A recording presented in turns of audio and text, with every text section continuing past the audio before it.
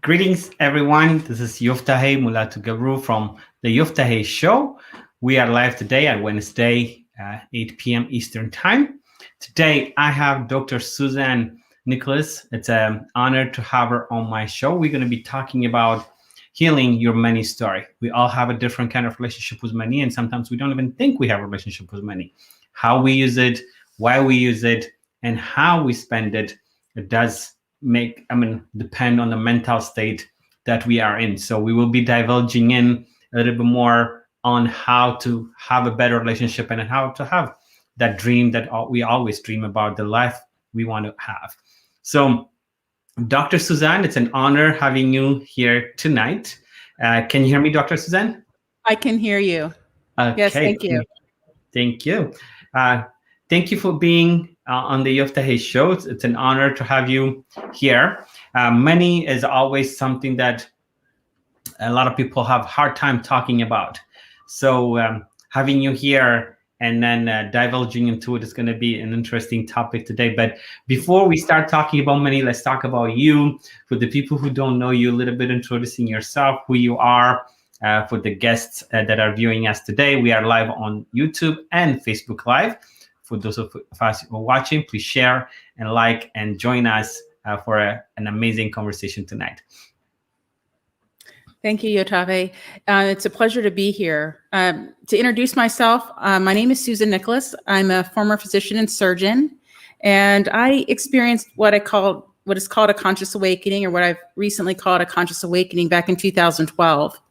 And from that experience, I recognized that one of the most difficult things for me to, overcome were beliefs about money, the money beliefs, and how to live a life that I really, really loved, particularly from a place of an entrepreneur and creating a conscious company, how to overcome the blocks that were preventing me from truly internal fulfillment, happiness, wealth, and prosperity. And what occurred for me was that many of the things that were blocking me, if you will, were from my childhood. And then even then, beyond childhood, and ancestral patterns were showing up again and again in my life. And I had no idea how to recognize it, how to change these things. And I went through a series of, coaches and different types of people to help me to try to understand what the issue was surrounding money. And I tell you, no one could tell me how to overcome the drama, the trauma, the cycles, the patterns surrounding money that I felt like plagued my entire life. And I finally came to realize, again, through my conscious work and my awakening work, as I increased my vibration, that money is a form of energy. And like all forms of energy on the planet, sometimes what really needs to be transformed when it comes to money are our thoughts about it, our ideas, our language, how we speak about money, and our feelings about money. Thank you. You shared so much in there that we're going to be divulging more into it. But before we talk about money, and then I want to talk a little bit, because you talk about a lot that coming from a humble experience. So where did you start? What was the shift for you that happened for you at some point? And you use a word which I love a lot, conscious. So if you can talk about what does it mean first, before when we talk about you, what does being conscious mean? To me, being conscious means being aware that you are more than a physical body, and that this life that we're living is this reality. There's more to it than the reality that we're living, that we can be awake to higher, I'd say, realms of consciousness or awareness, other dimensional states of being, and that this physical existence isn't the end all be all of it, nor is this physical body the end all be all of our existence. So that, to me, that's what consciousness means: having awareness of the higher self, of different realms of existence, different dimensions of existence. I like that, because we all have different kind of understanding for ourselves when we are conscious, we understand more, we learn more about ourselves, and the decision we make, we also say we don't blame it on something else, but we know we were part of that decision making. Exactly. So Right. I like that. So let's go back to you. As I started, it's like a little bit, you talk about, like I said, coming from a humble beginning. So if you talk a little bit about your childhood and say, when was the shift for you that happened? Say, this is not what I want in my life, and then I need to do something about it. So if you can walk us a little bit through that. Sure. I was born in a very rural community in Pennsylvania, to a teenage mother, and we had very few resources. I was my mother's second child, and she had me when she was 17 years old. And my mother's family was very deprived in many ways. And my maternal grandmother was a prostitute and later had her own brothel. So in my family, there was a great amount of poverty of really of mind, of spirit, of body. And there was an unspeakableness about money in my family, something no one ever talked about, but we all knew something wasn't right. And I grew up with living in housing projects, my early life with the help of government rations, really surviving with the help of government rations on the public welfare system. And it was just, I think I had awareness as a very young child that that's not what I wanted my life to be like. And I thought very early on that I would use school or education to really learn my way out of poverty, really to educate myself out of poverty. I figured the way that I could escape my circumstances was through educating myself. And I was able to learn, rather easily as a child. And that's what I did. And so I embarked on a trajectory or a path of education, of going to college and then medical school and then eventually business school to try to get out of an impoverished way of living.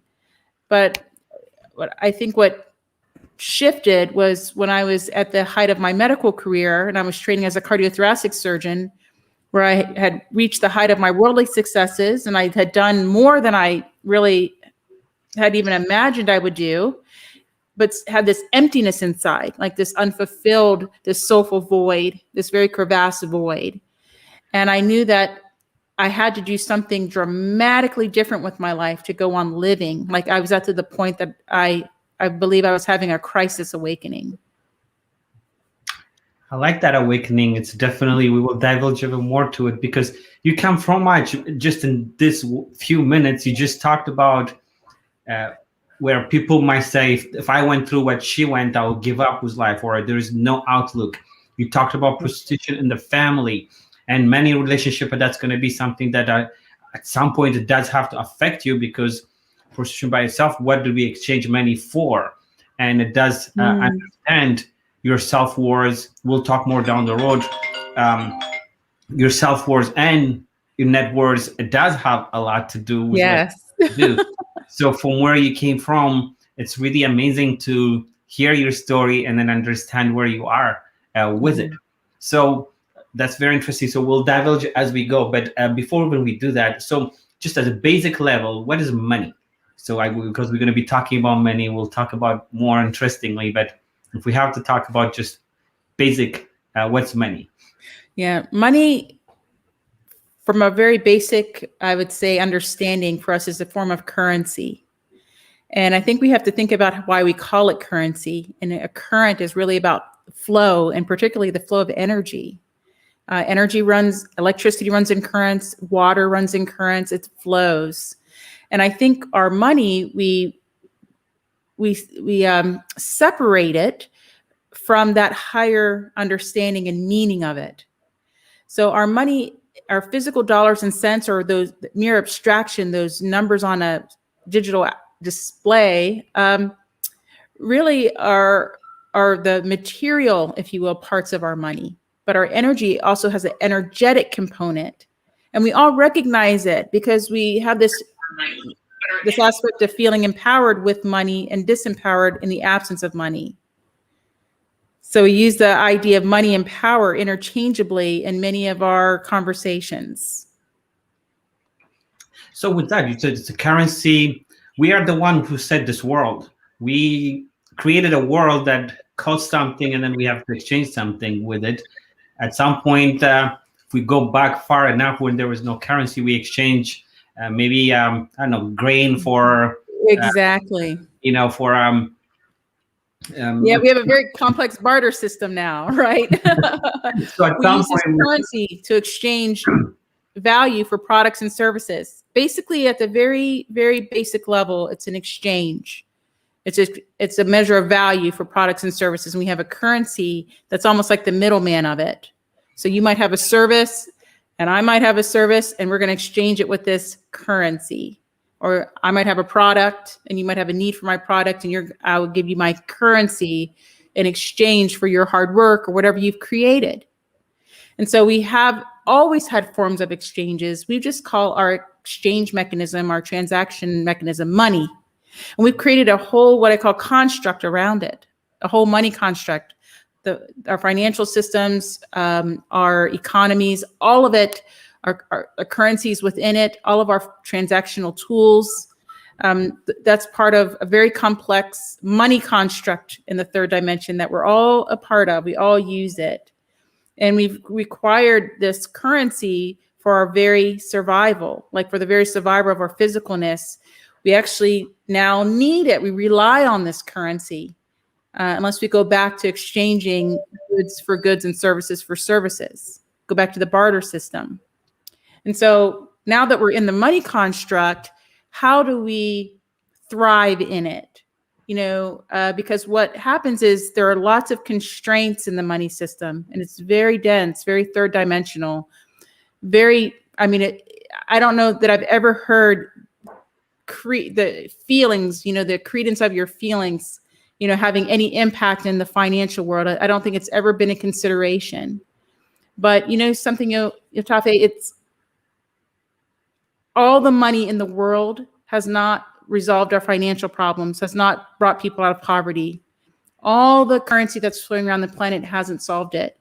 And so there's got to be something deeper that we must look into on why we still cycle in generations of poverty, why there's still scarcity on the planet, why there's still this element of sometimes shame around money, greed for, feelings of greed for wanting more money, inability for people are in survival mode that are cycling just paycheck to paycheck. Why? When there's all the money in the world, why?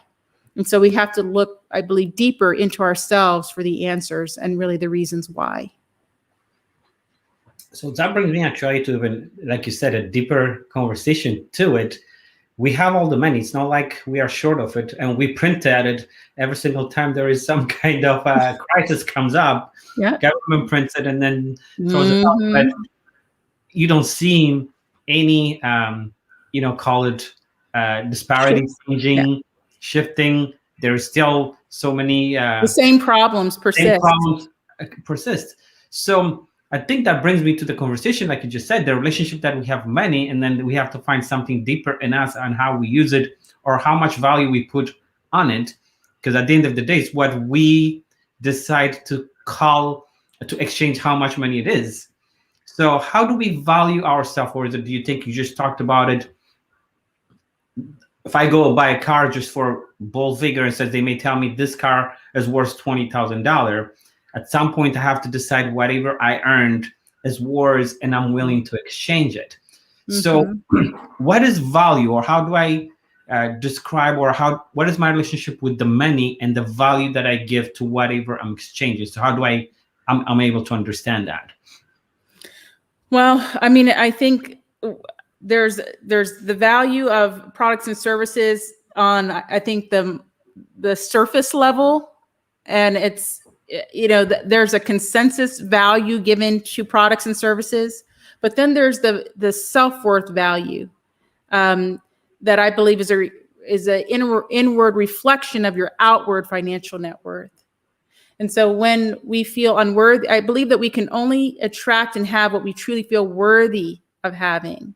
And what happens is many of us hold this feeling of unworthiness or undeservedness, sometimes shame around money, embarrassment. Some people have religious beliefs around money, different beliefs that hold them back from their own, self-worth. They don't feel deserving of it, or feel guilty for wanting more, or greedy for having money. Some people think money is dirty.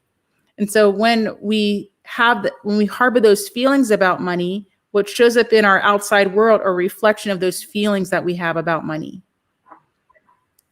And so I think that begins to, our inner self-worth, is reflected outward in our entire life. Not, financial net worth is a specific term, but in our external reality is a reflection of our inner self-worth. That's true. With that, I think with the question that you just brought up, like the self-worth versus this, the net worth that we will have. And then you said we think about money being dirty. So we all grew up having a different relationship. I mean, from your family, having it or not having it, or am I even allowed to have it? I mean, I like the way you say it's relationship with money, because sometimes we think like, am I worthy of love? Yes.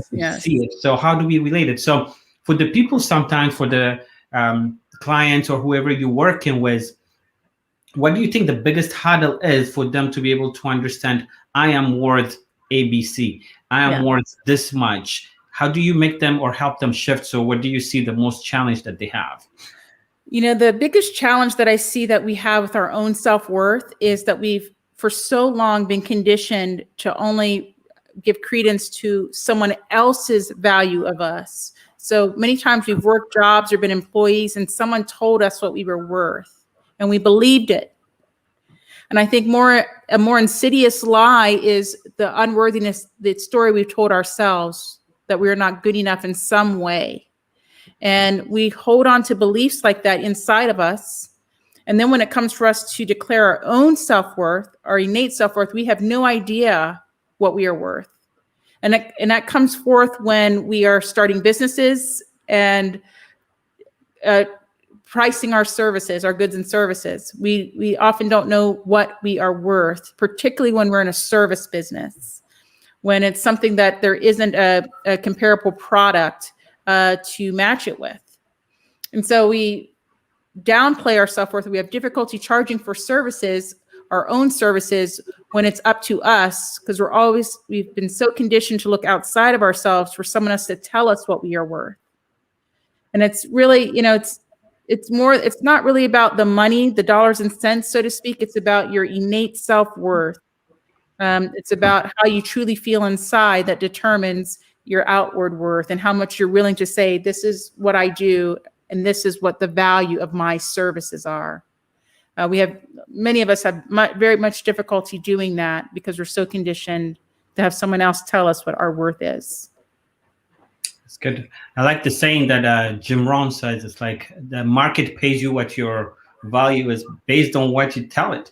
I mean, if you walk in and then say, I'm worth $15 an hour, that's what it's going to pay you. If you say I'm worth $1 million, that's what it's going to pay you. Say so. It helps me has to grow in that. Call it to the following question.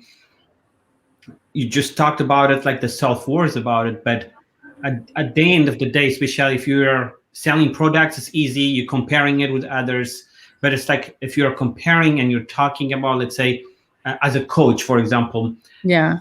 So hard sometimes, like you doubt yourself. Am I worth it? Is this how much? How does someone, when you have an intellectual, call it gift, skills to share and coach others? And sometimes I feel like that's even priceless because you're changing a life. Right. So how do you set up for someone who's having struggle to understand, this is what I own, this is my intellectual belief, this is what I learned, now I'm able to share and sell it with some kind of value? How do you help someone shift to understand that they're worth whatever they are trying to provide? Yes. And, again, it's really not about the number.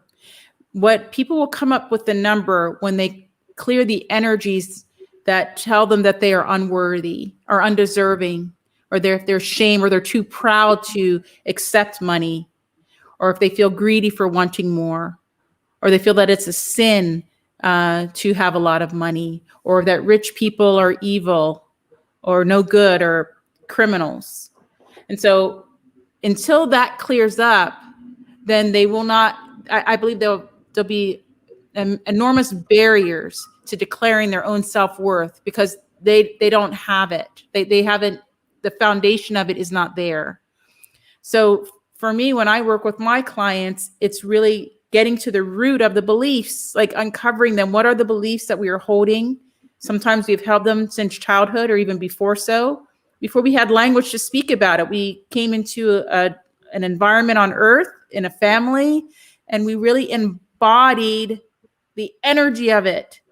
So if there was a circumstance that was deprived or a circumstance that was lacking, we told ourselves a story that we are poor, that we are poor, not that we are whole, that we're full of potential, that we are worthy, but we told ourselves that we are poor, or we are broke, or that we're not worthy, or we're not good enough in some way to have everything that we need, because we look at our circumstance and internalize that as a part of our own self-worth.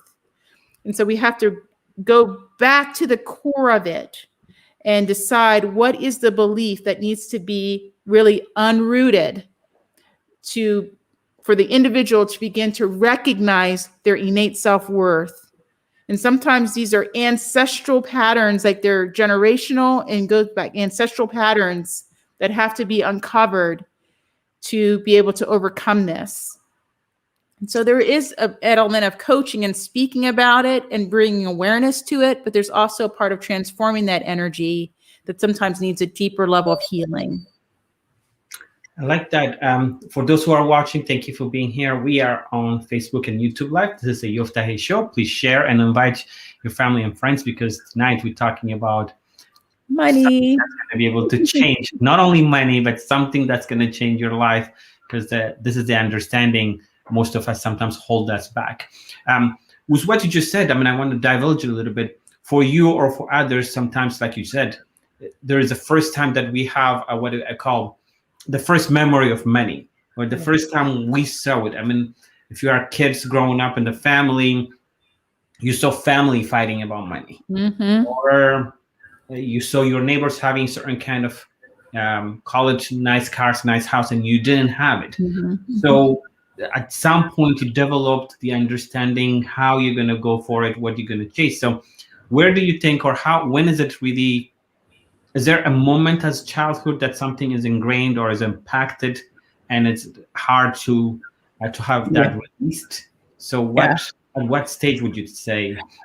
Yeah, there's a phase in our early life between 0 and 7 years old when we are imprinting our culture, our language, our beliefs. And when ideas, beliefs take a hold in that very young age, that very impressionable age in our lives, sometimes they can hold on for a lifetime. And I say that because when we hold on to beliefs from that early an age, our cultural beliefs, our religious beliefs, our family beliefs, our money beliefs, whatever they are, we've held them for so long, we don't recognize them as a belief. We just recognize them as this is how I am or how things are. And we accept it. Many of us accept it as a way of coping with it. It may not be anything that we want or like, but we kind of resign that this is just how it is, or the only way I've seen it done, or the only thing that I've ever learned. And we accept it as truth. And sometimes in that process of the imprinting, we are told that we're not good enough in some way. It could be from a family member. It could be from society. It can be from you telling yourself, not believing in yourself, that you're not good enough in some way. And you hold that as well. You hold those beliefs. So we've told ourselves lies. Our societies have told ourselves lies. Our religious institutions have told us lies about our true divinity, about our true selves, about our higher selves, our potential. And we actually believed it. And that is what is following, that's playing out over and over again in our lives, keeping us living very small, unfulfilling lives. I like the way you just described also what we learned, you said, and then society. And then sometimes if we talk about the religious, or this is there's famous quote that goes around, money is all the root of evil, or the love of money it is. So that is so hard, because you do it every Sunday, or you do it day to day. Right. You've been told day after day what money is, and then not to chase for it, or it's going to take, I'm trying to quote, it's like, for a rich man to go to heaven, it's going to be even more harder to it. So what is the steps that you take in order to, for someone, a client comes in and they have called back of a religious background or anything that they have learned, what steps do you take in order to get them to grow and then understand there is a better relationship that they can have with money? You're muted.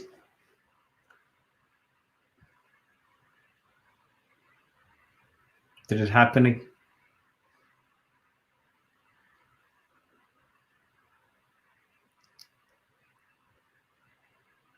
Can't hear you. I think we're having difficulties, technical difficulties, so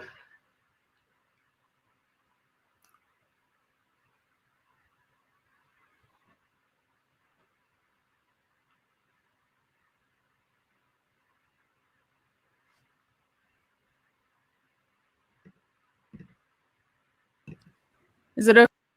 yes, now you're back. Oh, you're gone again. I lost you again. I lost your sound.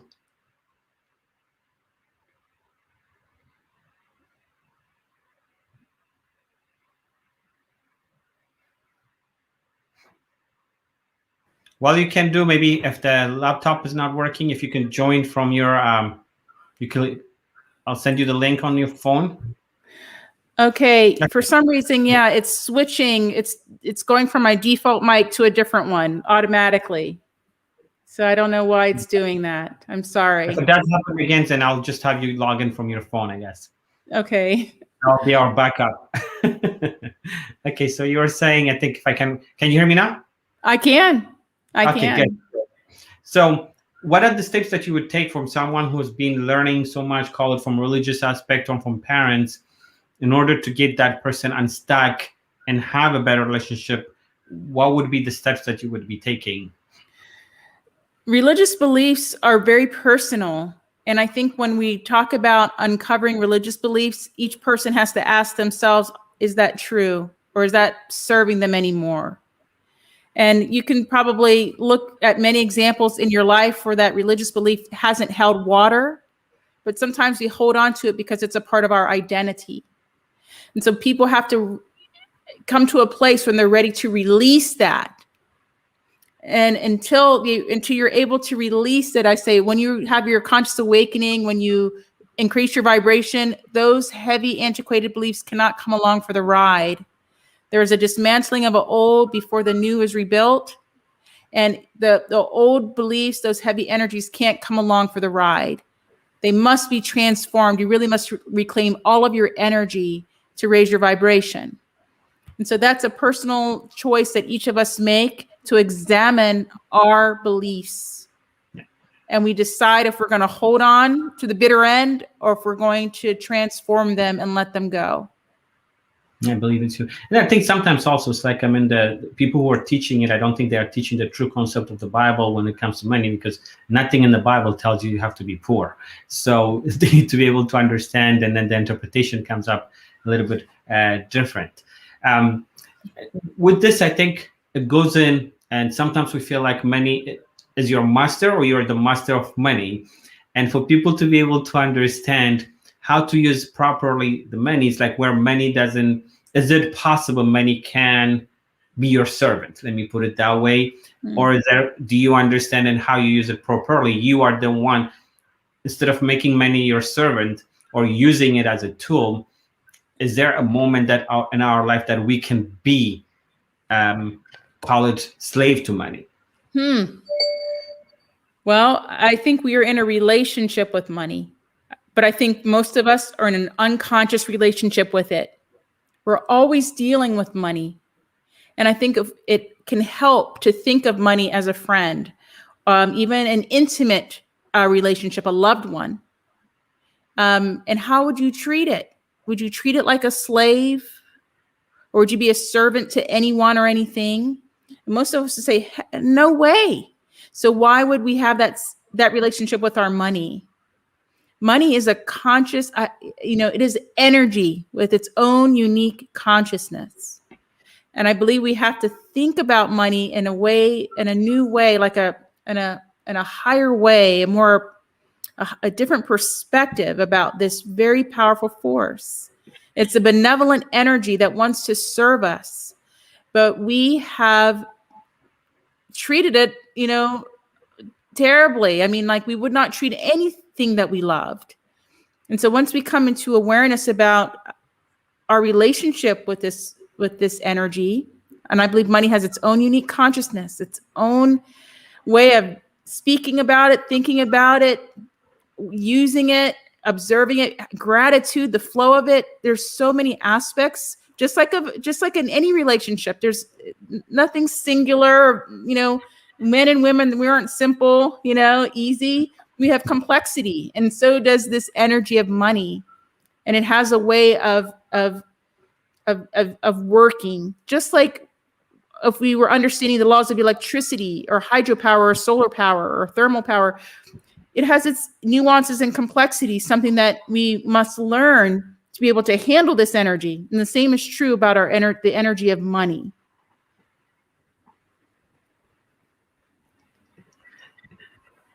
You're definitely right, because like if you treat it as energy, it's something exchanged, not destroyed or not created. It's something that goes from one hand to another hand, and then how we do use it.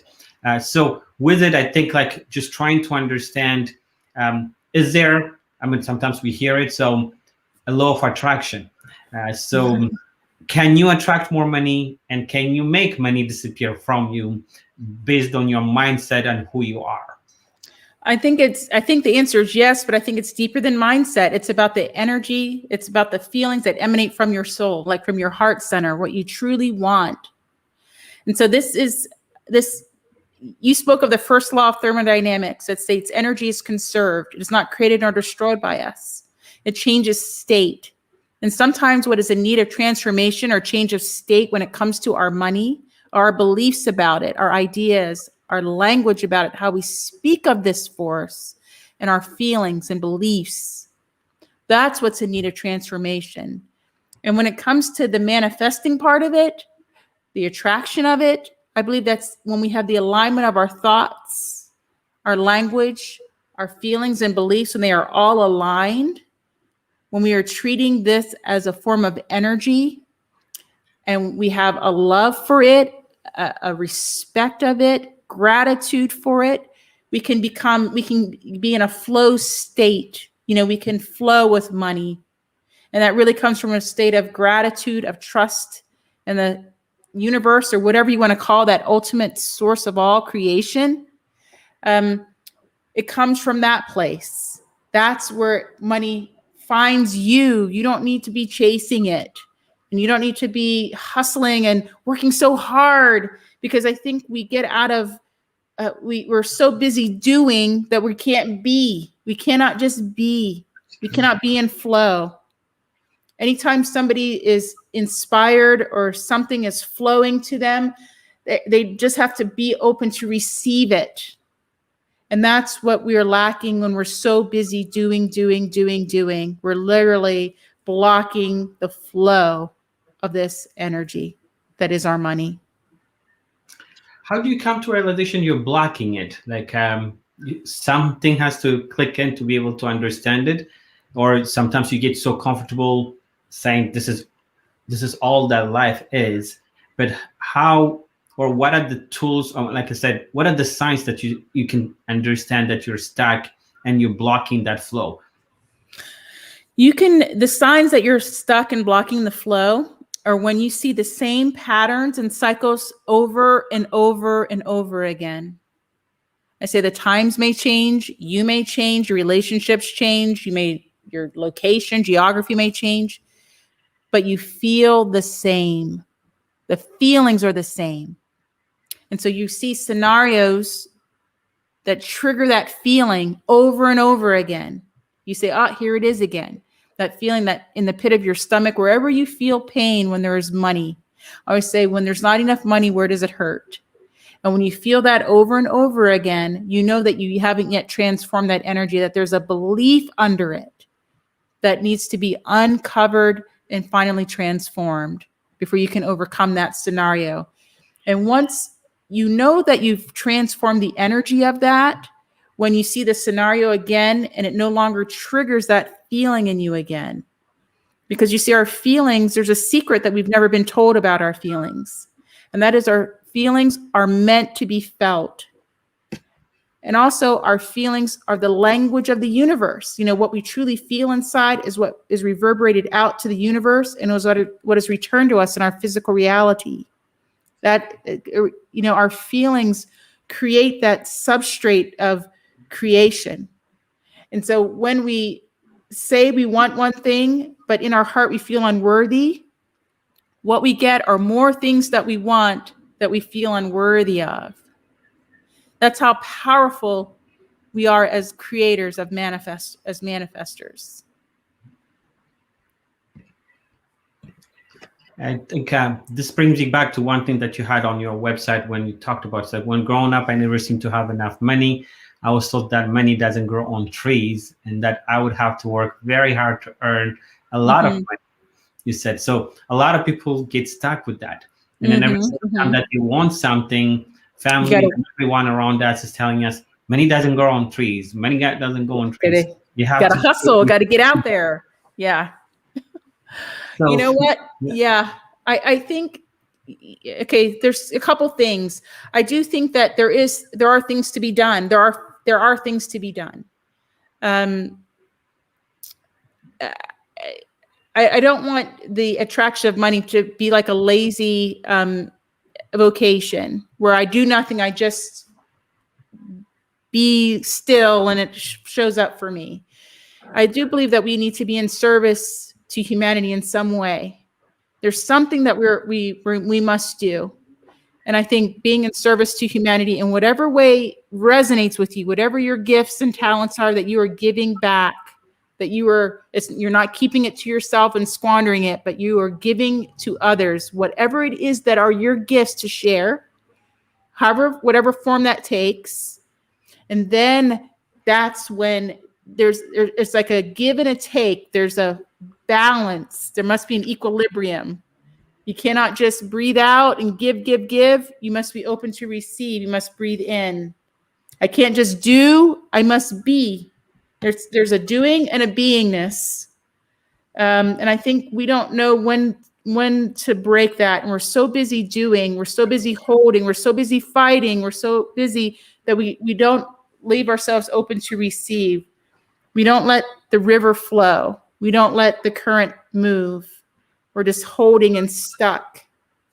So I think there's a balance in this as well.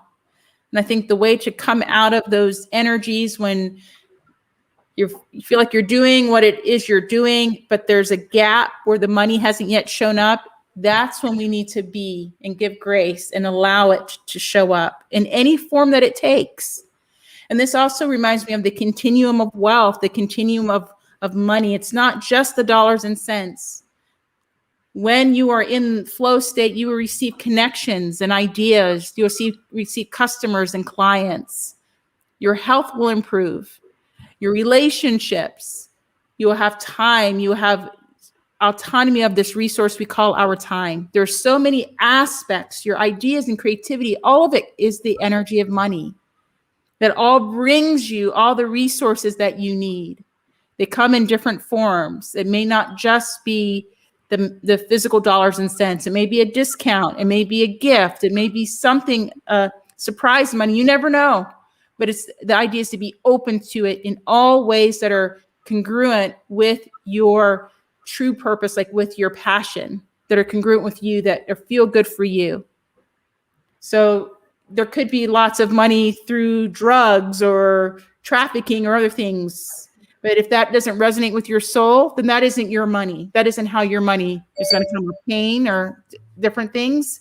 And so the idea is that I attract all the money, all the resources, the entire continuum of wealth that are consistent with me and my authentic self and how I am serving, and that allow it to show up in ways that you couldn't have imagined.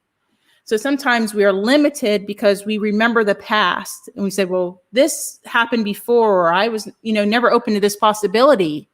But the idea is that you may think of these three things, and then leave the rest, to let the universe surprise you. Be open to anything else, and that the past doesn't have to repeat itself, that there are different possibilities when you raise your vibration, when you raise your consciousness when it comes to money. Yeah, I like that.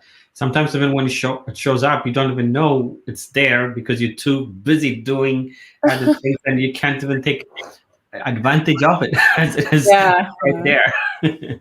So with everything that we do, you need to have the right coach, understanding your stack or you want something. So for anybody who wants, so what would be the difference? Because we always talk about that there's a lot of gurus talking about the rich mindset versus the poor mindset, the poor people mindset, what they do or whatever. So if you have to look at the universe, if you have to look at it, when someone has, call it richness or a lot of money versus someone who doesn't have it or is not going about it, is there a way to be able to distinguish and say there is some kind of formula people are not using, or there's some kind of unstack like we talked about earlier? Is there a big difference between why some people are rich and some people don't have any money? Well, are you able to hear me right now? Yes, we can. Okay, perfect. The mic flipped out again. But so, okay, this is, some people have, okay, let me put it this way. Some people, their journey in this life isn't about their self-worth. Like that's not why they're here. They have another issue or other issues that they are overcoming in this lifetime. And many of us, I count myself included, came in with infractions to our self-worth, and we had to remember who we are. And it became a part of our money journey. So some people, they don't have money issues. They know who they are. They believe they're entitled, that there's more than enough, that money is limitless. Like that is exactly, they couldn't think of it any other way. Money flows like water. It just is. And so that's not their journey in this life. And so they can attract and have money all the time. That's never been a thing. But if it is a thing, which I believe it is a thing for probably 80 to 90% of the world's population, most people have this issue with their worth, with their identity, with who they truly are, and embracing that, and really opening their hearts to love, self-love, and to self-worth. If that's not your thing in this lifetime, that is awesome. But some people have no concept of this. But for many of us, this resonates very deeply on the level of the soul, generationally. And so, yes, I think people that even have money drama and traumas, ancestral dramas, can be very, very talented, earn lots of money, only to lose it. And cycle through that. They're like, I've been a millionaire a few times over and over again, and then go back to zero. That is that's a money pattern. There's something that has to be transformed. And there are some people that can never get above a certain, level. And that's an energetic hold as well, how to break through that. And often goes back to the core of their selves, their own deservedness and worthiness. And so when money is an issue, and it's not because you're not smart enough, good enough, or this or that enough, we need to go back to the soul. We need to go to the level of the soul and figure out what is holding you back. That's kind of what I think about that. It's good. I think with the saying goes, I think you just remind me, for those who are watching, we are on the Yoftahe Show, YouTube Live and Facebook Live. Please share and like and ask questions, and we'll be able to answer a few questions. There was a saying that, say you could take all the money from all the rich people, whatever you want to call them, give it away, and then somehow that money will find a way to give to them. backtrack. So what does that mean for people to understand that, for your understanding? Yeah. Because there's a knowing that it's just, it's like, of course I can get that back. There's not even, it's not even a consideration. And so, I always say to my hairstylist, I say, you know what? I cannot have short hair because I'll cut all my hair off and it comes right back. It just does. So I was born like that. I've always been able to grow a lot of hair. Some people are like, I can't grow any hair, and I'm just like, it doesn't matter, because as soon as I cut it, comes right back. It comes right back. And some people have that relationship with money, which I think is awesome. I'm sure some people also want their hair to grow back, but I'm like, I do not, it's nothing that I do. It's just a part of me. It just comes right back. It comes right back to me.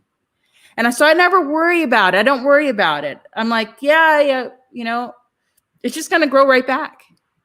And so some people have that with that innate knowing with their money, with the energy of that there's a way. And I think when we don't have that core belief in us, that it's just going to show up, we have to cultivate that core belief. And I believe transforming the energies is like step number one, recognizing that it's a belief that has to be uncovered and then ultimately transformed. And then there's a part that we can get to that where it's like, you never, ever have to worry about money. But that is very difficult when the energy of you have fear around it, because the root of worry is fear. And so even though you can intellectually say, oh, there's trillions and trillions of dollars, there's so much money on the planet, of course, there's a way. The money's always come, even if you kind of intellectualize it, but there's fear around it. It's very difficult to break that cycle, and to really believe you don't have to worry about it. Even if you can intellectually say, I don't have to worry, you feel worried. And that energy is what is in need of transformation. So you can actually not worry about it. It's not something that you've got to worry about. So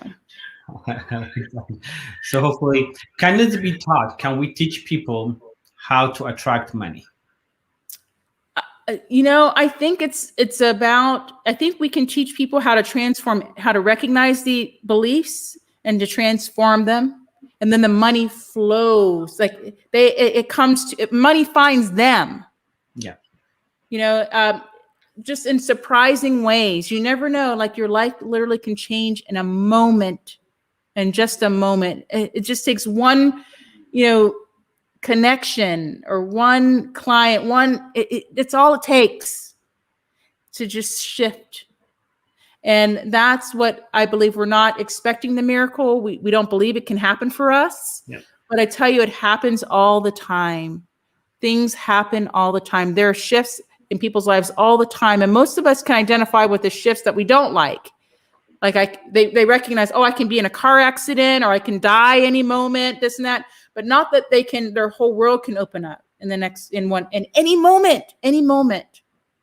It can also be miraculous, like in a positive way, like the positive surprise.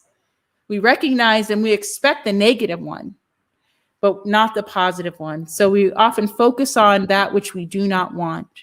And that's miraculously what shows up for us. And that just tells you how powerful we are, how powerful our thoughts are, how powerful our language is, how powerful our feelings and beliefs are. That the stuff that we actually feel shows up for us. Exactly. When I'm worried about money, more worrisome things about money show up. More bills, more this, more that, illness. And you're like, I was so worried. And then it's a self-fulfilling prophecy. Same thing. If I'm not worried, I notice how money just shows up. And I'm like, I wasn't even, you get the client, something happens. And something happens all the time. And so we have to remember that. But it's more about feeling that. We have to feel that too. We have to release the fear, release the anxiety, release the unworthiness. Release the shame, the guilt, the greediness, all the stuff we've been told. And I really think that when we look at beliefs like the belief in Santa Claus, I like to bring it down to something very basic that many of us have heard about. Maybe we believed it as a child. And it was a consensus belief, just like the money stuff. Everybody played along. The whole society is in on it. all the parents, and they perpetuate it because it's fun. You think, oh, what harm is it? It's fun. Well, what if we dismantled the beliefs about our money, just like we did the belief in Santa Claus as a child? And so what we did was we said, well, we started to question it. How can that be? Is it true? How can Santa deliver all those presents in one night? What if I don't have a chimney? As a child, you start to think about that. What if as adults, we looked at our money beliefs and said, is that true? Is it true that people that have a lot of money are greedy, or that it's a sin, or I'm unworthy, or that money's filthy, or, do I need, is it true? If I begin to just ask myself, is that true? Then you can begin dismantling the belief. Do I know people that have money that are very kind, that are generous, that do good in the world? What can I do good in the world? Does it change me into some awful thing that I don't want? Is that true? Or can I still be me and be a good steward of my worth, my money, my wealth? And just begin to ask yourself those questions. I like that. I'll divulge yours on. There's a question that came up, so that we can address it quickly. Are you talking about money, winning lottery, or how do you attract money? It doesn't make sense, she's saying. So how do we reply to this? Oh, you're muted again. I lost you again.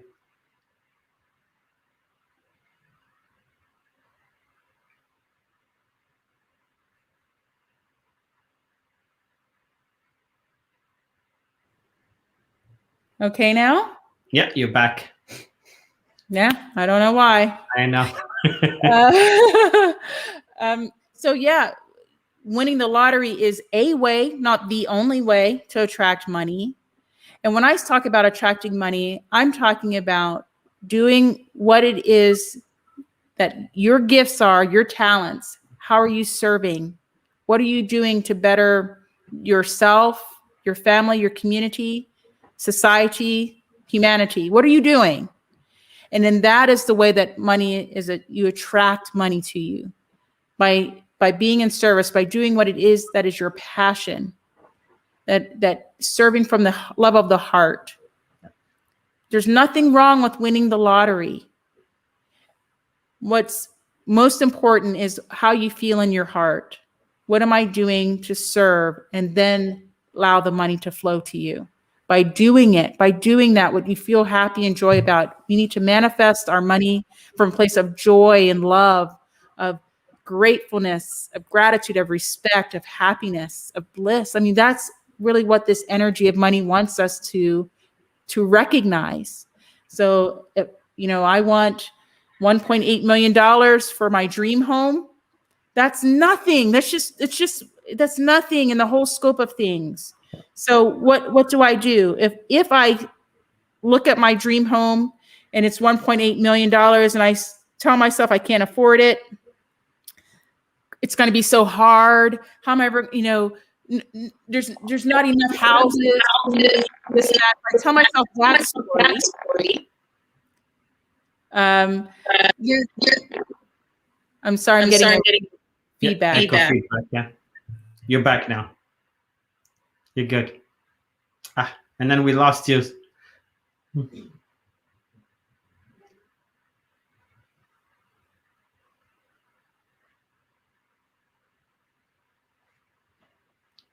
Well, Dr. Susan is going to come back. Just when you speak, I'll stop speaking. But I want to talk about the power of visualization, because what she's just describing is, let's say we tell kids, don't touch that stove or don't go on the street. And then they specifically do that because that's what they visualize in there.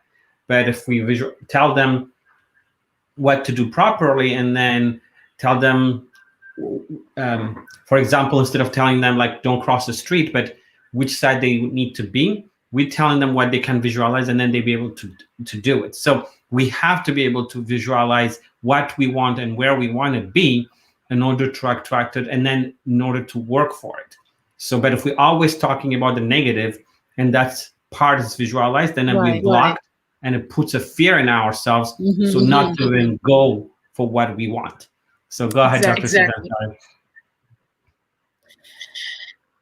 I really think that when we manifest from a place of fear, we get more fearful things coming to us. When we manifest from a place of joy and we imagine how wonderful our dream home is going to be, how many meals I'm going to cook there, how comfortable it is, how beautiful, how grateful you are for it, that you know it's possible. When you manifest from that place, that's when you receive exactly what it is that you want.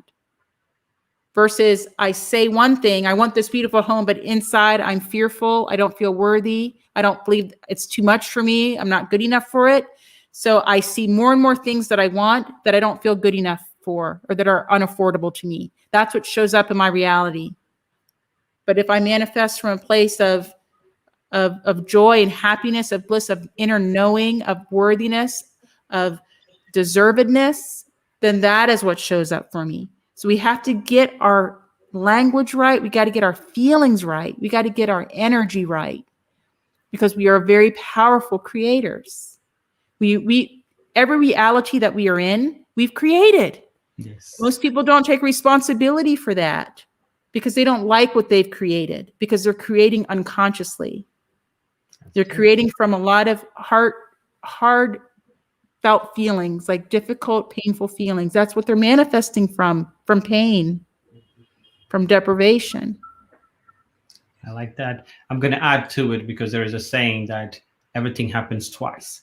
One, it happens inside our mind, our head, subconsciously, and then it happens again twice when we do it. So what we're thinking about it, and then when we do it, it's just a manifestation, just like Dr. Suzanne talked about. So everything that we do happens twice. We intend to do something bad. We have already thought about it, and then we go and implement it. We want to do something good.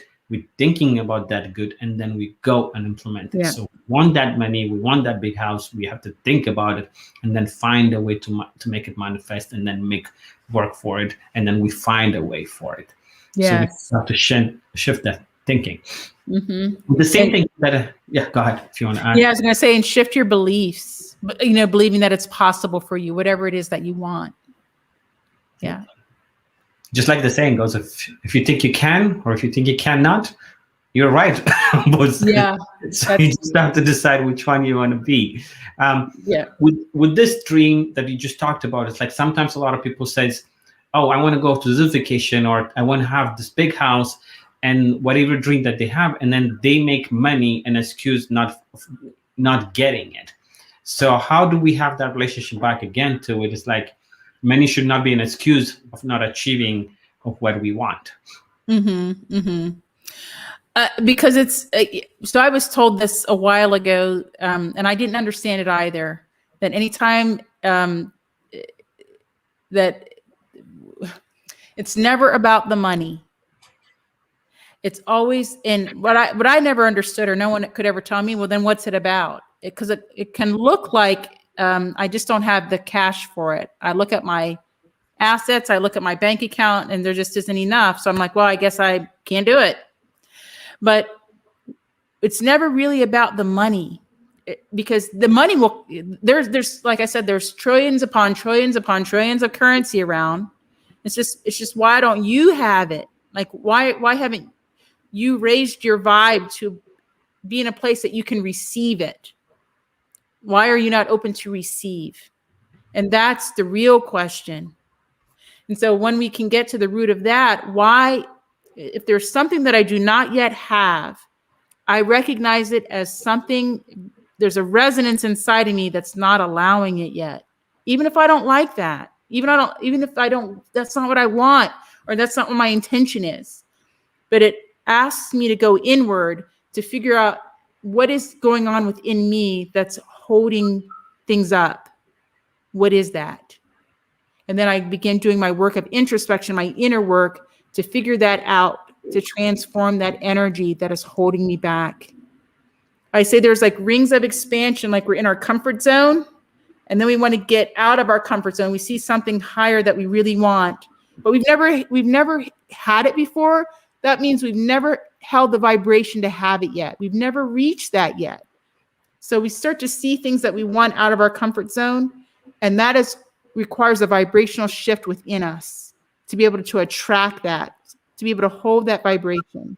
Because what happens is, let's say I'm not ready vibrationally, I haven't done my inner work, and let's just say I get the $1.8 million house. Then I'm like worried all the time. I can't pay the electric bill, the taxes, I can't, I'm like, it eats, I have an ulcer. I can't sleep at night because I can't hold the vibration. I can't hold that. I can't do it. And so we don't get that until we are ready,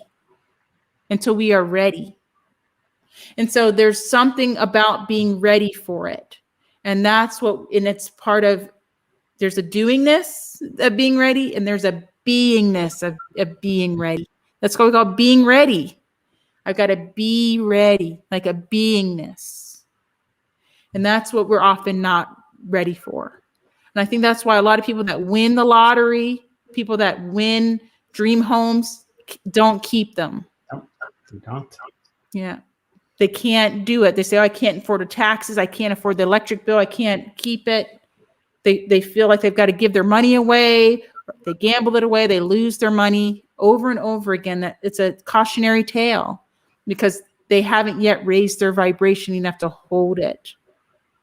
They're in a lot of fear, or lots of other unworthiness issues, self-worth issues are showing up now in the presence of money. Yep. There are people that get inheritances and they've got a lot of money issues going on, a lot of self-worth issues, and they get a diagnosis of, sudden wealth syndrome. And so it's like, what? But then they can't hold the vibration. They feel guilty.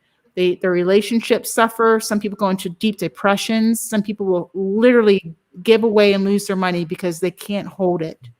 They can't hold the vibration of it. It's an energy. Yeah. They don't feel worthy. Yeah.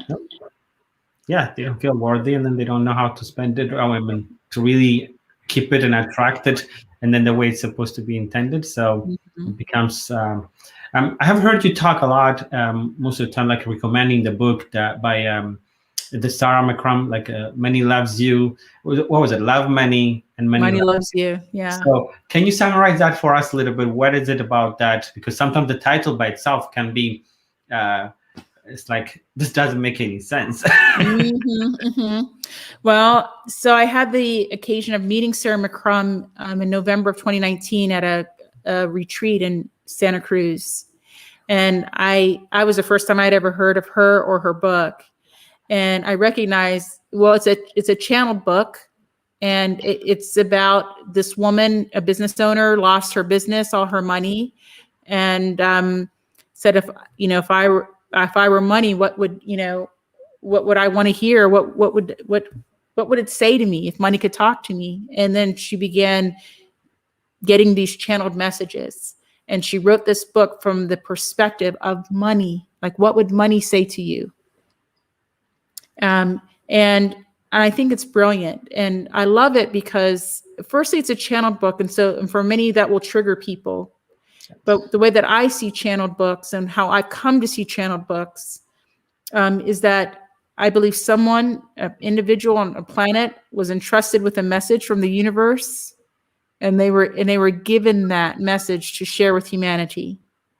And it's up to each of us to decide if we're open to that message. I think that's all that it is. But I feel like there are lots of key points in that really fill in the blank for many people that struggle with money, with their relationship with money, or don't realize that they're even in a relationship with money, or that money's an energy, a benevolent force in our lives, and it has its own unique consciousness. I like that in one of the summary, I think it says she was asked, I think she said, what does money tell you? It's and she said, money is to love me. Yes. And then she started writing about it. So it's like you said, at the beginning of the show, I think you did describe it. It's not a servant or a slave or anything like that. How you build a relationship, You have to have that called, as a title that I put it, healthy relationship with money. So I'll ask you that question, and then we will divulge in a little bit more of what you do. So for the people who are watching, what is a healthy relationship with money? A healthy relationship with money is recognizing that it's energy, and that just like, so at the core of it is energy, just like at the core of us, we are energy. Like we are souls or spirits, life forces, energy, chi, whatever you want to call it. We know that. We know that there's a physical part of us and that animates us. We call it our consciousness. And that when we are no longer animated, that energy, something goes away. It transitions or leaves us. This physical shell is still here. So we know that what brings us to life isn't the physical. It's a part of it, but it's not the all of it. And so the physical stays with the earth, and then the rest of us transition somewhere else, right? Out of the third dimension. And I think when it comes to our money, it behooves us to recognize that it also has a physical component, like the physical dollars, the bills, the physical currency, the metals, the pressed metals, even the mere extraction of numbers on a screen. That it has a physical, I guess, component, but it also has an energetic component, just like we do. Just like everything in existence is energy at its core, everything.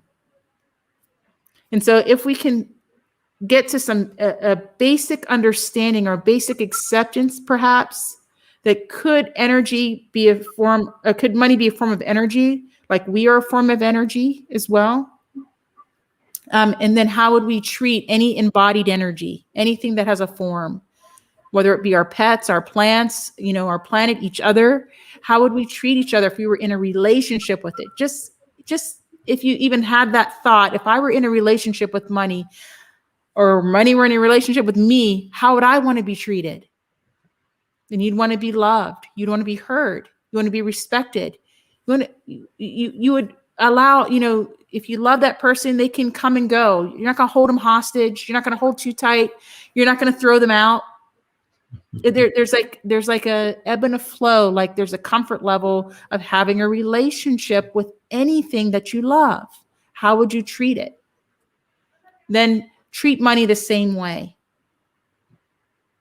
Say please and thank you to money. That's right. Seriously. And I think people get upset with that. And I remember, listening to someone say that, get up on stage and say, I love money. And you're like, that's your religious beliefs coming up. That's your conditioning. It challenges you. And now, I say it, and I don't say it like with a cringe. Like I used to be like, I don't know. I don't know if I love money, because to me, it meant something to love money. But what I recognize is that I love money because I love the power of money. I love that for me, it means opportunities. It means choices. It means having choice. It means that it comes hand in hand with this resource we call our time. It allows me to decide how I use it. It allows me to be generous. It allows me to feel free.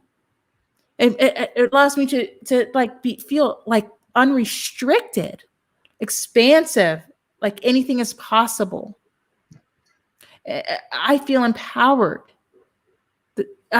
Really that I can take charge of my life, that I can take care of myself, my kid, that I can live how I want to live. Yeah. And so that I really, to me, it really,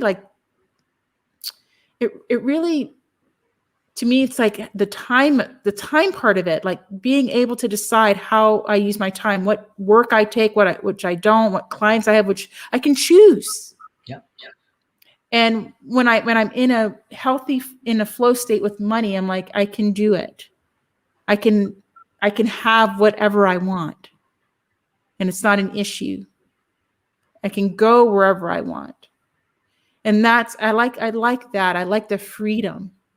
And so I love all those things that money brings. And so I can say with without any shame, without any hesitation, that I love it.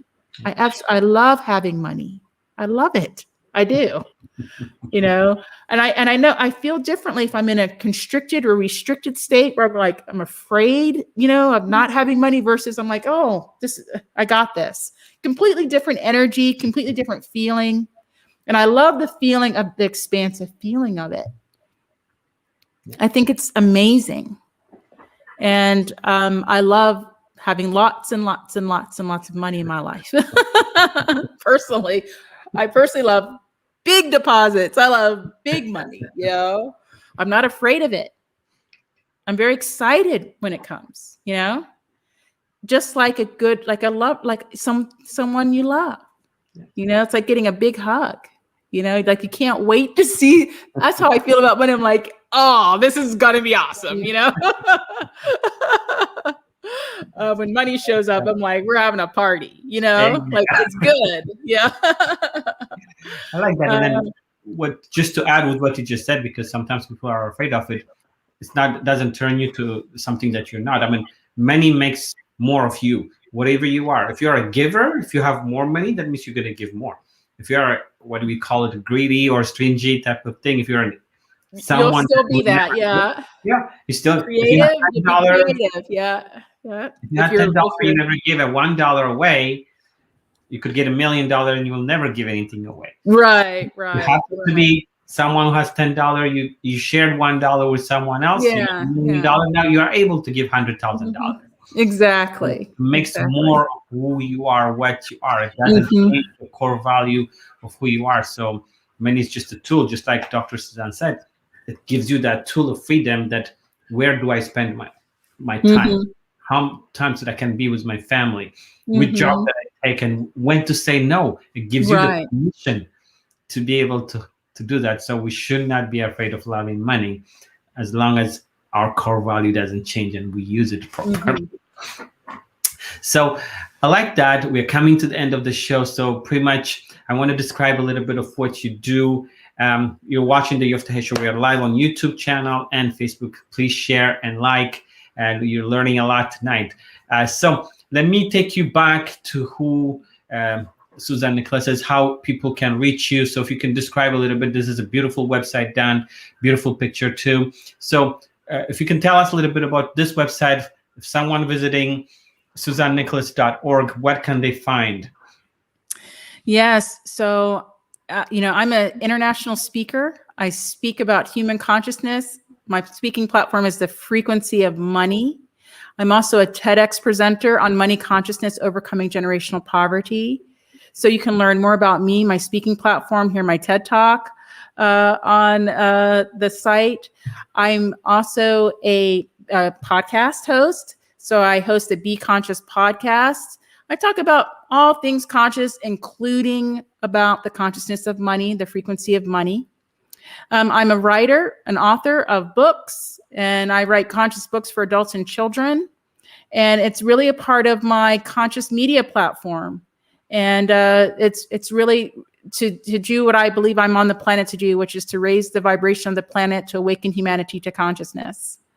And I do transformational coaching. I coach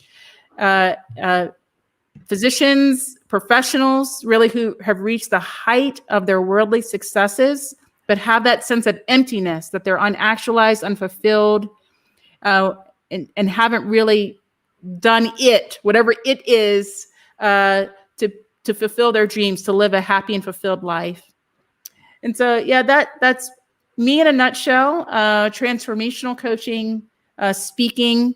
You can inquire for your organization, school, event, for speaking engagements, and I guess contact me for any which reason that you wish on the SuzanneNicholas.org website. Thank you so much, Yoftahe, for showing my website. Oh, definitely. It's an amazing website. I love it. And then so much information from it that I'm learning. I'm hoping to have you back. I love having authors to the show, especially to talk about the duality of being. There will be another time that you have free time that we will be able to have you back on the show and talk about the book. It is something I love talking about books because we learn so much on who we are, especially for the people. For me, a book is something, a summary. Someone went through it, and it's giving me the tool right there. Yeah. So I don't have to go in 20 years of what that person had to go through. Hmm. I can pick that book and then Right, try right, to make it part of my life, because that's how learning is. We don't live long enough to make all the mistakes. So we have to right, look at right. someone's mistakes. So you putting that knowledge into everything is sitting for me in there. So, I made all your right? mistakes. You don't have to make my mistakes again. No, Yeah. and then you don't have to make mine, because while we're sharing, I like networking. And then when we talk about this, that's what I'm saying sometimes, especially in our culture, many, with this question, and then I'll ask ending questions. Like, we talk about money, we spend it every day. It's something that we exchange every day. But why is it so difficult to talk? It's a very sensitive conversation in our family, friends, and family. So what makes it so difficult to talk about, even though it's something that we use daily? I think that's conditioning. That goes back to societal conditioning cultures, often religion, our belief systems. We've decided that some things, politics, religion, money, sex, we don't talk about. But again, we all got here, we all have beliefs. We all have, we're all involved in it. It's a part of our daily lives. We all hear about it, but we don't discuss it in polite conversation. We feel like they're taboo topics. That's actually why I write my children's books. It's about all the topics that we have difficulty discussing. It's a platform for parents and children to begin to have those conversations from a place of higher perspective, to look at death, look at life. My next 2 books are about money for kids, overcoming generational poverty, breaking the cycle with our children, about bullying, all that, like all the stuff that we don't speak well about, our gender differences, our gender roles, how we feel in our bodies. We all have a body, but we don't often speak about it. Most people don't understand their body. And so it's the fact that we have one and we're all in one doesn't seem to make a difference. We're all in a relationship with money, doesn't mean that we talk about it. And so I like to open the conversation, because I believe secrets, Yoftahe, they do not heal. So as long as we keep things in, there's an unspeakableness, they persist. And that's why we see it occurring generation after generation after generation. So I think it's high time for many of us that we're feeling a shift on the planet, change in energies, a change in consciousness, that we need to shift with it. It's the planet. We lost you again.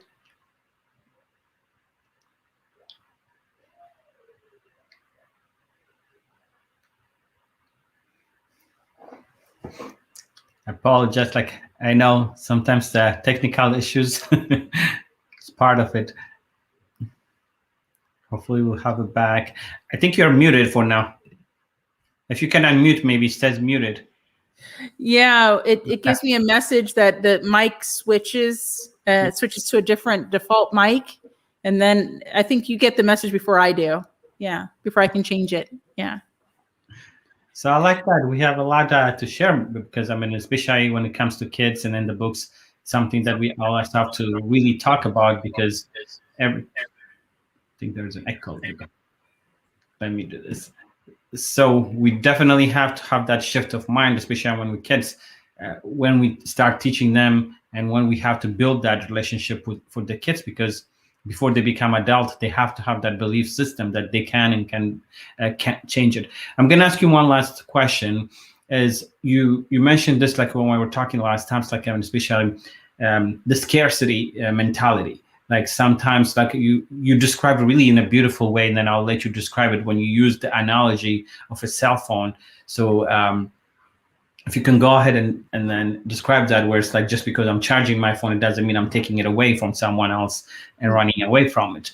I think that would definitely be something people try to understand. Because I have it, it doesn't mean I'm taking it away from someone else. Yes. So one of the beliefs that people have about holding money or having money is that if they have money, then they're taking it away from someone else, and someone else doesn't have.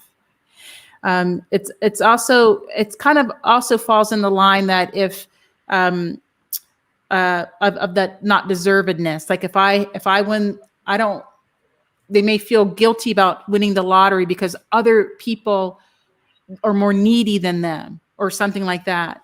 Or people have difficulty charging for their services because they think, well, if my charge is here, then there'll be people that can't afford me and I will not be serving everybody. And, that really, when it comes to money, if we can think about it like energy, it may help us to think about money differently.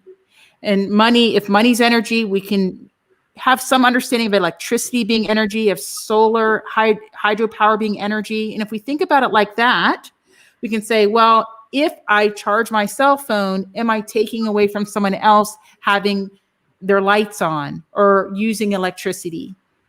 If I am feeling the warmth of the sun, is the sun not shining on somebody else? If I feel a cool breeze on a hot day, am I taking that coolness, that wind from another person? And so same thing with money. If I've got a swollen bank account, if I've got more than enough money, am I really taking from somebody else? If I charge my worth, you know what? Each person has their own belief about their worth.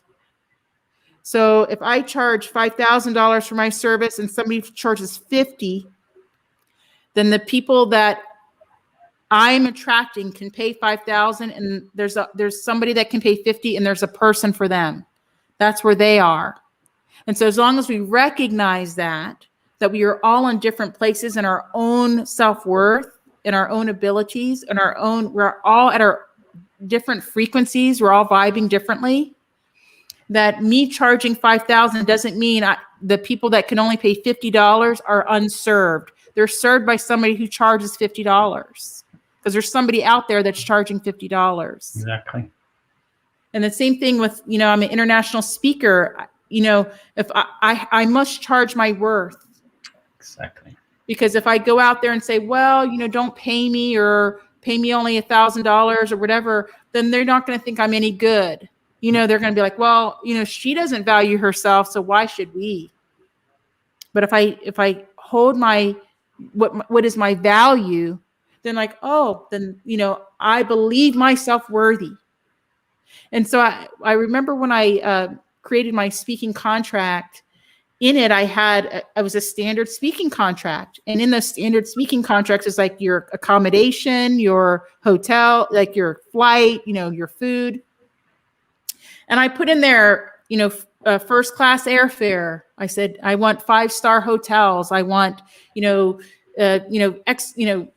excellent food and whatnot. But what I find is people will say that for someone else to provide for them, but they wouldn't do it for themselves. Yeah. They wouldn't buy themselves a first class ticket. They wouldn't put themselves in a 5-star hotel. And so an exercise for me was when I am charging for my services, when I'm putting my stuff out there, I've also paid for that for myself. I buy myself first class airline tickets. I put myself in a 5-star hotel. When I charge, my charges for my programs, I've paid them. I've been a client and I've paid more for being coached, if you will. And so I recognize the value and I attract those people who are open, but I don't charge anything that I've never paid before on my own, that I would never pay. So my prices are where I am vibrationally, and that's my clients meet me there. Yeah. That's right. You attract the kind of client that you want to attract with your worth, because you're telling them how much you're worth. Yes. I think with all these things that we wanted to share with all of you, it's know your worth. Yes. And spend as much money as you need to invest on yourself until you realize how much you're worth. Yes. Not on materialistic. It's good to spend on other things, but the only way you're going to know your worth and increase your worth. Jim Rohn is one of my favorite coaches for me. Someone I always follow and says the market pays you what your worth says. Yeah. So the only way you can increase that is by investing more on yourself. Yes. So anything else you can take out of this, whatever money you have, first invest it on yourself. and then that money is going to come back tenfold. Yes. Because Yes. you know what to charge, you know what to talk, how to talk, and then you know to attract the kind of client that you need to attract in your life. Yes, exactly. Exactly. Dr. Suzanne, I'm so happy that you're here. I mean, I can see, especially looking at your website by itself, I can get lost in it with all that you have done. For the people, just in short, where can they find you? I mean, we talked about your website. You're on Instagram, you're on Clubhouse. Yeah. So just if you share a little bit of that, and then we'll be ending the night. Yes, of course. My website is www.susannicholas.org. I can be found on Twitter at Susan Nicholas MD. Facebook is also Susan Nicholas MD, or the Human Consciousness Consortium is my business page. I'm on LinkedIn at Susan Nicholas MD. You can find me on Clubhouse at Susan Nicholas MD as well. And so, in Instagram, I'm at Conscious Susan. So lots of places to find me. A lot of places. Be conscious. I love that word. And then after reading your website, the way you used it also, I definitely love it. So we have to be conscious. We have to be accountable. Everything that we make, the decision that we do, the words we use while we are conscious, we matter. It all matters. Matter because you can own it. And so I say, be conscious. Stealing it from Dr. Suzanne. So it's an honor having you. Definitely we'll talk more again to bring you back, especially to talk about the book, because I love authors and the book. So we'll bring Jetlin. And once again, for giving me this time. For the viewers, thank you for spending time with us. I hope and then it has been an enlightening night for all of you. So this is Yoftahe. We've been live on your Facebook Live and YouTube. Please share, like, if you have, and if you know anybody who can benefit from the conversation that we have tonight with Dr. Suzanne, please share and say thank you to Dr. Suzanne. So once again, Dr. Suzanne, until we meet again, I say thank you and bless you. And thank you. wish everyone a good night. We'll see you again on Saturday. We have a great conversation based on nutrition and then what we eat and what we consume every single day. How does it affect our lifestyle? And then when we're migrating, especially from other countries, the kind of life changes that we do and how much it does affect who we are, our health, from diabetes to blood sugar and everything else that high blood pressure that we are being affected, how it does change and how it does affect us. We'll be talking about that study on Saturday at 12 noon Eastern time. Until we meet then, I wish you all a blessed night. This is Yoftahe from the Yoftahe Show. Good night, everyone. Good night.